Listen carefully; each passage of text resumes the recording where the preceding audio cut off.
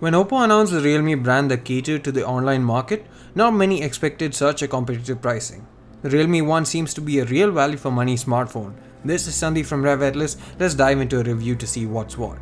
The Realme One isn't very different from the Oppo F7 that it's based on. Perhaps that's what makes it easier to price it so low as well. Oppo took what works and just removed a few components that perhaps would have driven the price higher. The Realme One doesn't have a fingerprint scanner at the back like the Oppo F7. Instead, it makes use of a face unlock feature that's pretty fast and accurate. While some may find a fingerprint scanner more convenient, face unlock is still a good thing to have. You also have a pattern lock, PIN and password as backup options too. The body is made of plastic but resembles glass. The diamond black color looks good as it has a unique pattern that reflects light in different ways. There's a red color variant and a silver one too that will find its fair share of suitors. The plastic body is built well, feels solid but doesn't feel premium. On the plus side, it's less prone to breakage when it falls onto the floor. The overall footprint is identical to the F7 but packs a smaller 6-inch 18:9 display which also doesn't have a notch unlike most other smartphones launched this year.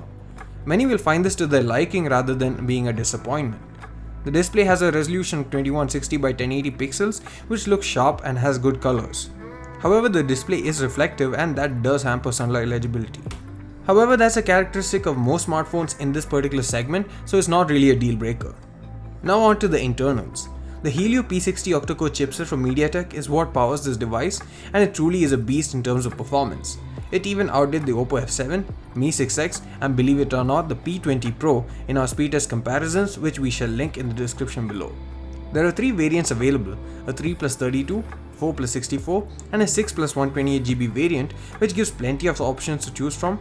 One thing that we really liked is that the phone supports dual band Wi-Fi, which is quite rare in the sub 10k price category. There's Android 8.1 Oreo on board with ColorOS on top that doesn't look too refined compared to the other offerings on the market, but it has many features that fortunately doesn't weigh the phone down. Audio quality over the headphone jack is decent, but luckily there's a loud, albeit mono, loudspeaker at the bottom which sort of makes up for the wired audio quality. Call quality is also good, but it does sound a bit hollow over the earpiece. There's a 13MP f2.2 camera at the back as well as an 8MP camera up front with the same f2.2 aperture.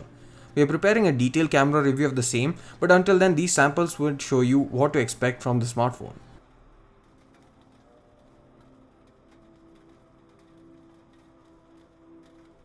There's a 3410 mAh battery powering the phone which does hold good charge for a day, even for heavier users. It isn't an endurance champion by any means, but the battery life is still very good. The phone charges over micro USB at a maximum of 5V to ampere that takes 2.5 hours for a full charge. The Realme One is perhaps the best smartphone on the market when it comes to value for money.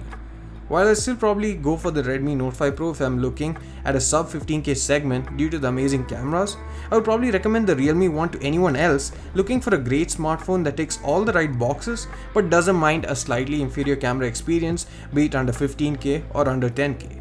The 4+64 and 6+128GB variants at Rs 10,999 and 13,999 undercuts even the Note 5 Pro by 3k and 4k rupees respectively, and that's a bargain. Thanks for watching, see you again in the next one.